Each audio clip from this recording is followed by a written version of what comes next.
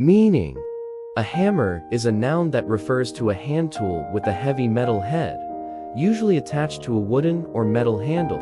It is primarily used for driving nails, breaking objects, or striking surfaces with force to shape, flatten, or join materials. Hammers come in various sizes and types, each designed for specific tasks. Pronunciation: pronounce hammer as ħæmər, rhyming with pamper. Use in a sentence: he used a hammer to pound the nails into the wooden frame. The blacksmith expertly wielded the hammer to shape the red-hot metal into a fine piece of art.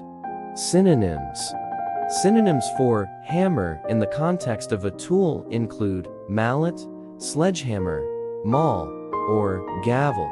Conclusion: the hammer is a fundamental and versatile tool that has been used for centuries. Whether in construction, crafting, or artistry, it plays a significant role in various trades and activities. Thanks for joining us, and may your projects be a hit with the right hammer in hand.